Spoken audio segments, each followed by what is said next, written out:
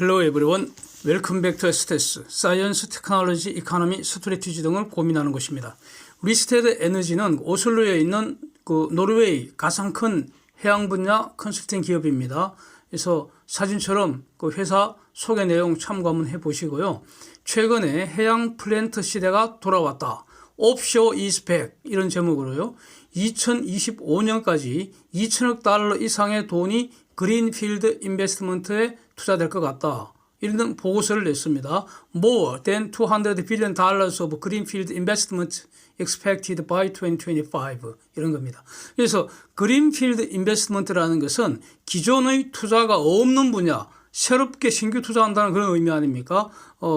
이것과 이제 비교되는 게 브라운필드 인베스트먼트라는 게 있는데 기존에 투자가 되어 있는 거기에 대해서 추가 투자하거나 재배치 투자하는 거 이런 거를 그 브라운필드 인베스트먼트라고 말하고 있습니다. 그래서 이제 이런 그 보고서가 나왔는데 요 내용에다가 또 클락슨도 무슨 말을 한마디 한 것 같습니다. 그거 더해서 그 업스트림이라는 신문과 스프레시 이런 언론에서 쭉 그 보도를 하고 있었습니다. 그래서 저 언론 보도 내용이 약간 이상해서요. 그 원문을 쭉 보다 보니까 뭔가 좀 애매한 게 있어서 할 수 없이 이제 그 리스테드 에너지 그 홈페이지 들어가서 거기서 나온 그 보도 자료를 직접 읽었습니다. 거기서 내용이 아주 명확했습니다. 그래서 이걸 기초로 한번 정리를 해봤습니다. 해양 오일 그 가스, 해양 오일 가스 이 부분이 향후 2년간 10년 내 최고의 성장을 볼 것 같다. 그래서 총 대략 한 2,140억 달러가 이 분야에 투자될 것 같다. 이 해양 플랜트입니다. 그래서 이렇게 이제 리스테드 에너지가 주장을 하는데 그린필드 캐피탈 익스펜디튜어, 카펙스라고 하잖아요. 이게 연간으로 22년에 1,000억 달러를 넘었고 이미 연속으로 23년에도 1,000억 달러 넘을 것 같다 이랬는데 이게 지금 2년 연속 그 1,000억 달러 이상 투자되는 것은 2012년과 2013년 이후 처음 있는 일이다. 이런 겁니다. 이제 그 10년 만에 처음 이제 돌아왔다는 거죠. 그러면서 지금 언뜻 보면은 그 기후 위기 대응하기 위해서 에너지 전환 시대이기 때문에 화석 연료는 덜 사용해야 된다. 뭐 이런 분위기가 많을 것 같은데 이 리스테드 에너지는 앞으로 2030년까지 화석 연료 수요가 강하게 유지될 것이다. 이렇게 전제를 하고 있습니다. 그런데 또 이런 전제가 타당한 그 징표 중에 하나가 바로 현재 여전히 유가하고 가스 가격은 기본적으로 강세 아니겠습니까? 물론 최근에 천연가스 가격이 특히 많이 하락은 했습니다만은 유가에 맞추어서 포인트를 맞춰서 본다면은 유가는 여전히 강세입니다. 이것과 지금 그 매칭되는 그런 주장인 것 같습니다. 그래서 각국 국가들은 탄소 친화적인 그런 화석 연료 생산원을 찾고 있는데 거기에서 해양 부문이 지금 주목을 받고 있다 이런 겁니다. 23년과 24년에 새로 허가된 그 탄화수소 이게 결국 오일이죠. 지금 오일에 포인트를 맞추고 있습니다. 그래서 새로 허가된 그 오일 프로젝트 중에서 해양 부문이 68%를 차지해서 그게 240억 배럴에 달한다는 겁니다. 이는 2015년에서 2018년 기간에는 그 해양 부문이 40%에 불과했었다니까 이거 리스테드 에너지가 그린 그림을 참고해서 이제 보시면은 결국 그 offshore is back 이라는 말을 할 만한 것 같습니다. 총 프로젝트를 기준으로 본다면 향후 2년간 해양 프로젝트가 모든 허가되는 프로젝트 중에서 대략 절반 이상 차지할 것 같다. 근데 이 비율도 2015년에서 18년을 비교하면 그때는 29%가 해양 프로젝트였다는 겁니다. 그러니까 지금 해양 플랜트 전성 시대가 지금 전개되는 거 아니냐. 이렇게 이제 볼 수 있지 않겠습니까? 이런 주장을 저도 이전부터 계속 해오고 있는 것입니다. 이런 그 해양 부문 신규 투자 증가는 이제 그리고 관련된 서비스 시장에도 대호재가 되지 않겠습니까? 23년, 24년 2년 동안 해양 서비스 분야 지출도 한 16% 증가하는데 그게 돈으로 한 210억 달러 정도 될 것 같다. 해양 서비스가 뭐겠습니까? 해양 서비스 파생 시장 아닙니까? 그러니까 해양 플랜트 분야 업스트림이 개발돼야지 그와 관련된 가령 드릴링 서비스나 FLNG나 FPSO나 이런 것들이 같이 쭉 발전하는 거 아니겠습니까? 그래서 이 분야도 10년 내 최고의 연간 성장세 볼 것 같다. 뭐 이런 그 전망입니다. 그래서 이걸 이제 그 국가별로도 이제 보면은 그 표도 같이 한번 보시면요.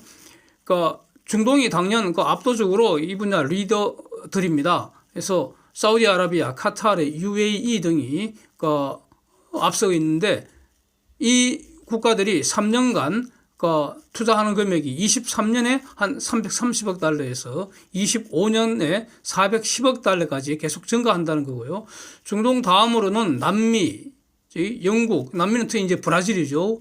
브라질하고 가이아나가 이제 되는 거고, 영국, 노르웨이 이런 데도 이제 투자가 증가하는데, 가령 영국, 노르웨이 같으면 이제 북해입니다. 북해. 해양 플랜트니까. 노르웨이 같으면 저기 바렌츠 해도 있고요. 그래서 향후 2년간 북해에서 영국이 30% 증가한 70억 달러 투자 예정이고, 노르웨이는 22년보다 22% 증가한 214억 달러 투자 예정이라는 겁니다. 브라질은 23년에 230억 달러, 가이아나 70억 달러 이렇고, 그 북미에서는 미국이 175억 달러, 멕시코가 73억 달러 될 것 같다. 그런데 여기 지금 캐나다도 일견 여기까지는 나오지 않았습니다. 캐나다도 지금 대규모 투자가 예정되어 있지 않습니까? 장기적으로 보면은 그 중동에서의 투자는 그 더 가속되지는 않고 점점 더 늘어나지는 않는다는 거죠. 그러나 투자는 지속된다 이렇게 얘기를 하고, 다만 남미에서의 투자는 25년 이후에는 둔화될 것 같다 이렇게 전망을 하는데, 이제 가장 주목되는 게 바로 23년부터 30년까지 FPSO 신규 발주가 무려 48척이나 될 것 같다 이런 겁니다. 그래서 그중에서 남미가 19척, 유럽이 9척, 아프리카 7척 이렇게 이제 그 나와 있고요. 남미에서는 가령 그 브라질이 16척, 뭐 이거 이전 영상에서 브라질 것만 별도로 다루고, 또 가이아나가 6척인데 가이아나도 이전에 그 별도로 영상으로 제가 다룬 게 있습니다. 그것과 다르지 않을 것 같습니다. 그다음 유럽도 국가별로 나와 있고요. 아프리카도 국가별로 이렇게 쭉 제시되어 있습니다. 그래서 이거 전부 다 업스트림 분야의 뉴 그린필드 인베스트먼트라는 겁니다. 그래서 이 외에 이제 기존 프로젝트의 수명을 연장한다거나 또는 재배치되는 그런 투자, 그게 바로 브라운필드 인베스트먼트인데, 이런 것도 수십 군데가 될 것 같다 이렇게 이제 리포터가 전하고 있습니다.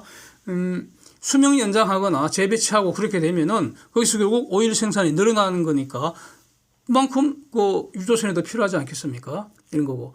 그래서 이제 22년에 벌써 8척의 FPSO 발주되었다는 것이고, 23년에만 새롭게 12척이 발주될 것 같다 이렇게 이제 전망을 하고 있습니다.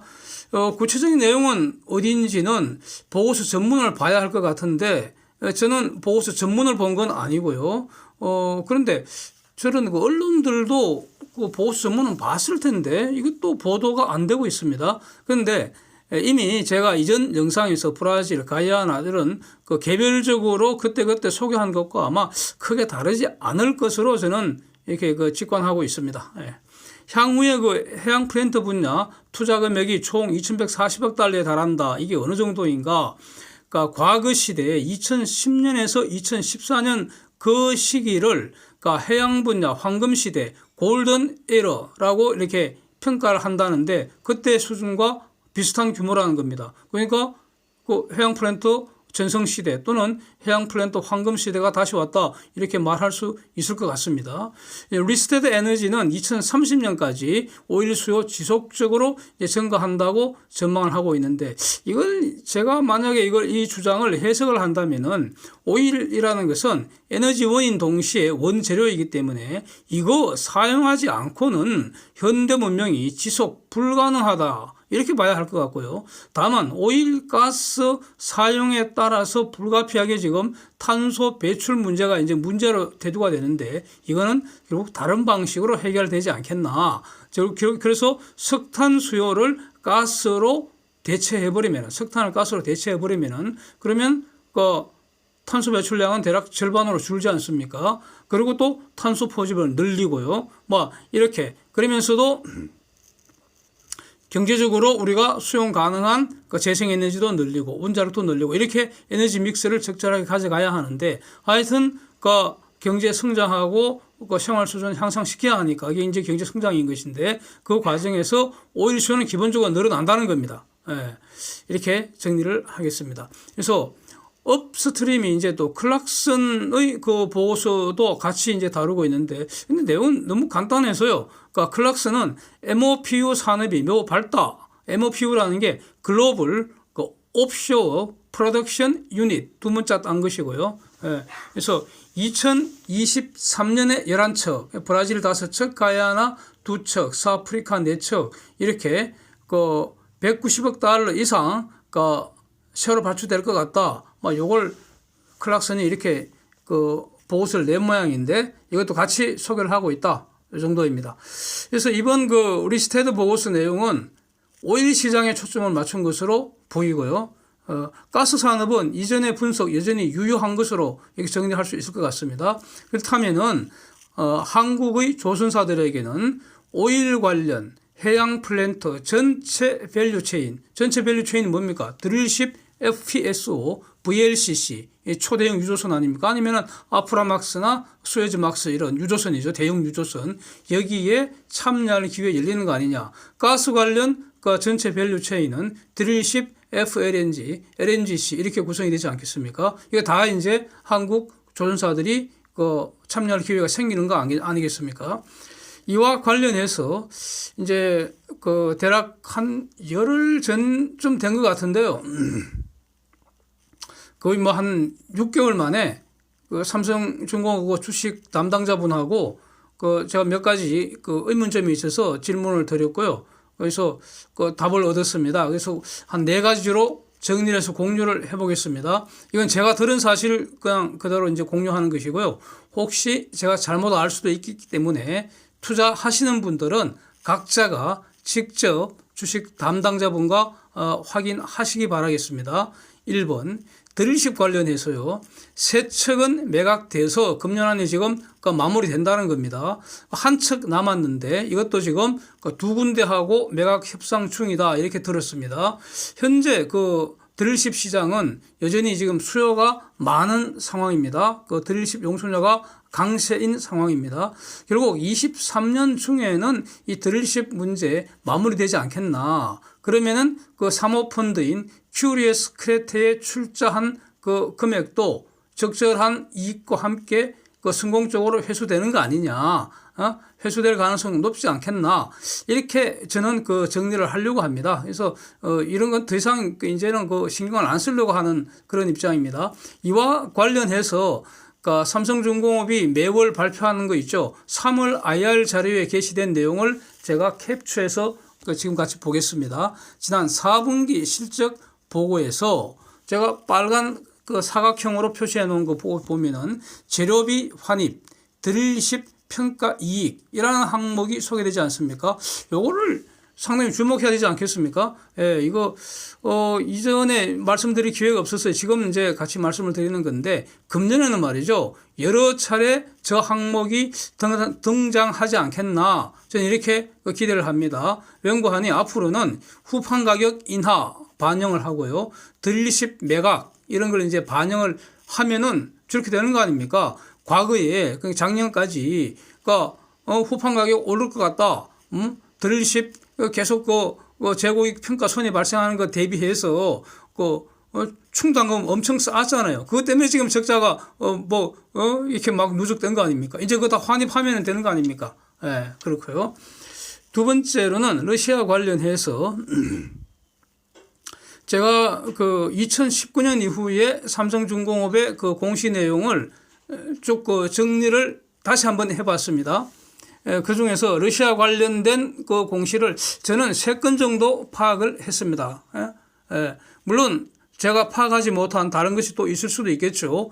이게 뭐 그 발주자가 러시아라고 이렇게 나오지를 않잖아요. 그 주로 유라시아 뭐 이 정도로 이렇게 해버리고 그렇잖아요. 다 그 발주자를 이렇게 제대로 공개를 안 하지 않습니까? 이제 눈치껏 알아서 이제 정리를 해야 되는데, 그래서 제가 볼 때는 3건이라는 것이고요. 그러니까 가장 중요한 것이, 그러니까 금년 초죠 아마 그 연장 공시한 거, 원래 22년 6월 만기였는데 23년 7월 31일까지 그 연장 공시한 그 건이 있죠.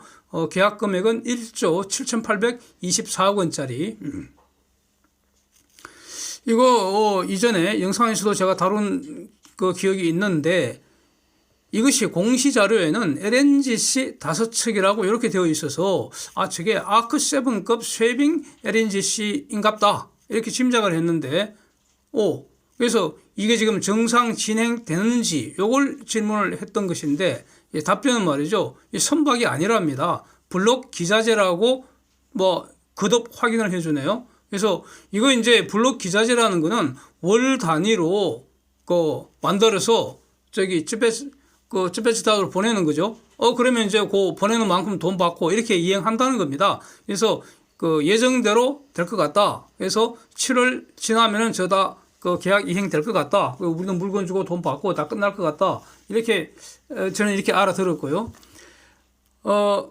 그리고 러시아한테 배 자체를 만들어주는 거는 지금 남은 게 없다고, 제가 여러 번 질문을 했습니다. 그렇게 확인을 제가 받았고요. 제가 보기에는 그 질문하면은 아주 친절하게 자세히 답변을 잘 해주시는 것으로 그렇게 저는 그 기억에 남아 있습니다. 그 다음에 25년 12월 만기되는 블록 기자재가 2,872억 원짜리 계약이 하나 있고요. 그 다음에 세 번째 계약건이 27년 1월 만기인 2조 453억 원짜리 그 블록 기자재 그 계약이 지금 남아 있습니다. 그래서 결국 1번은 연장 공시된 것은 이행되는 것이고요. 아무 문제 없는 것이고, 2번과 3번 계약은 계약 금액은 총 2조 3,325억 원 상당인데, 요거는 요것도 블록 기자재 건인데 요건 지금 보류된 상태라는 겁니다. 보류된 상태. 그래서 만약에 선박 건조 계약이 있었다면은 왜 지금 그 프랑스 GTT사가 화물창 지금 안 준다는 것이고 거래 안 한다는 것이고, 러시아하고는. 그다음에 또 스위스에 굉장히 중요한 그 기업이 있습니다. ABB 회사 쉐빙 그 추진 시스템 아치포드라는 거, 이것도 지금 왜냐하면 EU 기업들은 러시아하고 거래 못 합니다. EU 법이기 때문에. 그래서 GTT나 그 스위스 ABB사는 EU 소속 기업이니까 EU 법을 따라야 하기 때문에 그 러시아 기업하고는 저 화물창하고 쉐빙 추진 시스템 거래 못 합니다. 아치포드 저거. 그래서 저거 수출 금지되면은 삼성중공업 대응 방안이 문제될 수 있잖아요. 근데 선박이 없다고 하니까 결국 그 러시아 리스크는 없는 것으로 정리할 수 있지 않겠나, 이렇게 그 말씀드리겠습니다. 저는. 그 다음에 25년 12월 만기인 2번 계약하고 27년 1월 만기인 그 3번 계약, 저거는 뭐 러시아가 먼저 취소하면은 뭐 아쉽지만 취소하면 되는 거고요. 그렇잖아. 그러면은 다른 그 일을 하면 되는 것이고요. 그래서 러시아가 자기들이 필요해서 물건 달라 하면은 삼성중공업이야 물건 주고 돈 받으면 되는 거 아닙니까? 돈 줘야지 물건 주면 되는 것이고. 그래서 블록 기자재 저 정도는 뭐 제재 대상도 아닐 거 아닙니까? 그래서 전혀 문제 없다, 이렇게 정리를 하겠습니다. 세 번째로는 유조선 수주 관련에 대해서 한번 질문을 드려봤더니, 지금 협상은 여러 군데 지금 하고 있대요. 하고 있는데, 삼성중공업이 원하는 그런 가격이 이게 맞질 않아서, 다시 말하면 이제는 싸게는 수주 안 하겠다, 이거 확실하다고 강조하시네요. 뭐 나쁘지 않은 것 같습니다.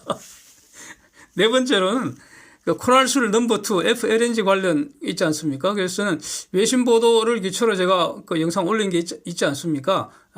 핵심은 거의 결정이 임박했다, 언제든지 결정할 수 있는 상태다, 뭐 이런 요지로 영상이 올라와 있는데, 저거 이 삼성 그 주식 담당자분도 저 내용을 확인을 해 줬습니다. 그래서 저거는 뭐 금년에 삼성중공업 수주할 것으로 이렇게 상정을 하고 지금 협의 중이라고 이렇게 확인을 제가 해줘서 이렇게 들었습니다. 근데 기본적으로 수주 공시는 나야 나는 것입니다. 예, 언제든지 안 될 수도 있다. 이런 점도 같이 말씀을 드리겠습니다. 계약이라는 것이 원래 뭐 그런 거 아니겠습니까? 그 다음에 또 다섯 번째 또 하나 더 있네요. FCSU라는 게 있지 않습니까? FCSU. 이게 부유식 액화 이산화탄소 저장하고 그 다음에 이제 그 바다 해저에다가 주입시키는 그런 플랜트 아닙니까? 이것도 해양 플랜트입니다. 새로운 해양 플랜트인데 말레이시아의 MISC 등과 공동 개발하기로 MOU 체결을 해서 지금 그 개발하고 있지 않습니까? 그래서 이게 언제 이것도 새로운 플랜트이기 때문에 이것도 시장이 지금 열리고 있다고요. 지금 전 세계적으로 시장이 상당히 형성될 가능성이 높다고 저는 보는데 그래서 이거 언제쯤 수주될 것인가 이제 궁금해서 질문을 했던 것인데 금년에 기술 개발할 예정이고요. 이러면 내년 이후 수주를 목표로 한다 이런 겁니다. 그래서 그 다음 한 1, 2년 후에 이제 상용화된다 뭐 이런 일정인 것 같습니다. 그래서 지금 안건은 이산화탄소 액화 저장하는 이게 안건가 아니고요. 해저의 빈 공간에다가 액화 이산화탄소를 주입시키고 밀봉시키는 거 이게 그 핵심 기술이라고 저는 보여지는데 지금 노르웨이에서는 이미 주입을 시작한 상태입니다. 예? 액화 이산화탄소 운반선은 중공에서 만드는 거 아닙니까? 이것도 영상을 제가 한 서너 개 이상 올려둔 게 있습니다. 그래서 삼성중공업 입장에서는 빨리 이거 기술 개발 속도를 좀 내야 되는 거 아니냐. 예? 주입 기술만 확보되면은 저 플랜트 운영에 관련되는 모든 기술만 개발되면은 그러면 그래야지 그 플랜트 수주가 빨라지는 거 아닌가 이렇게 이런 의견을 갖고 있습니다. 예. 기술 개발 빨리 서둘러야 할 것 같습니다. 여기서 이제 제가 그린 그림을 한번 보겠습니다. 23년 이후 분기별로 삼성중공업이 인도할 선박 일정입니다. 이것도 제가 수주 데이터를 기초로 해서 제가 이렇게 다시 집계를 한 것입니다. 저거는 수주 공시할 당시에 마지막 달을 기초로 이제 정리한 거기 때문에 매출은 어떻게 되느냐. 매출은 기성고 얼마나 공사가 진행되느냐. 그러니까 만약에 8월에 인도한다 그러면은 8월에 인도하기 위해서 그러면 5월에는 몇 프로 완성했느냐. 뭐 70% 완성했다. 뭐 20%만 이렇게. 그러니까 기성고에 따라서 매월 분산되어서 이제 매출이 실현된다는 겁니다. 마치 건설회사 매출 실현한 것과 비슷한 겁니다. 그래서 요 점을 잘 이해를 해야 됩니다. 저 선박 인도할 일정이지 조개 고대로 그때 전부 조만큼 전부 다 매출이 되는 건 아니고요. 매출은 기성고에 따라 매월 분산돼서 인식된다. 다만 분명한 거는 앞으로 25년 그 정도까지 23년, 24년, 25년 갈수록 인도되는 선박이 급증하고 있기 때문에 삼성중공업의 매출도 앞으로 급증할 것이다. 이런 점을 확인할 수 있다. 이런 겁니다. 그래서 이제 리스테드 에너지 보고수주장 다시 한번 이걸 고려하면은 최소한 앞으로 2, 3년 지나고 나면 또는 3, 4년 정도 지나고 나면 그러면 드릴십 신조 발주도 재개될 것이다. 이렇게 기대할 수도 있지 않겠습니까? 드릴십 없으면 해양 플랜트 못하죠. 드릴십에서 시작하는 거 아니겠습니까? 물론 그 전에 이전 영상에서 봤던 것처럼 무인 잠수정 같은 거 이런 로봇을 이용해서 지형 탐사도 하고 그런 것도 해야겠지만 기본적으로 드릴십 있어야지 이제 해양 플랜트 시작하는 거 아니겠습니까? 그래서 그렇고 그 다음에 그 이전에 그러니까 금년부터 앞으로 2030년까지 FPSO 수주도 이제 상당한 정도로 삼성중공업이 수주할 걸 기대할 수 있지 않겠습니까? 여기 FLNG는 더 지금 야심적으로 삼성중공업이 지금 노리고 있고요. FLNG는. 그래서 FPSO보다도 FLNG가 훨씬 더 고부가가치고 더 비쌉니다. 이게 가장 좋은 거죠. FLNG가. 그러나 FPSO도 이거 해양 플랜트로서 매우 짭짤합니다. 좋습니다. 그래서 FPSO, FLNG 이 상당한 그 수주를 기대할 수 있는 거 아니냐. 그러니까 뭐 이런 거 다시 한번 그 확인할 수 있을 것 같고요. 그 다음에 이제 FPSO가 급증한다는 것은 새로 풀리는 기름이 많아진다. 이거 결국 유조선, 즉 VLCC나 수에즈막스나 아프라막스급 이런 유조선으로 배달을 해야 할 거기 때문에 유조선의 신규 수요도 크게 증가하는 거 아니냐.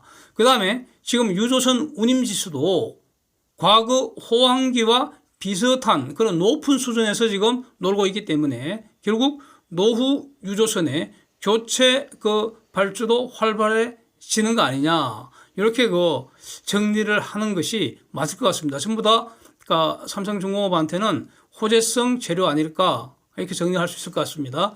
그래서 이 직전에 올렸던 유조선 운임진수 분석한 그 영상, 그 다음에 또 삼성중공업의 유조선 수주 추세 요 분석한 거 이런 내용도 같이 직전 영상 참고하시면 좋겠습니다. 뭐 반복하지는 않겠습니다. Thanks for watching. See you next time.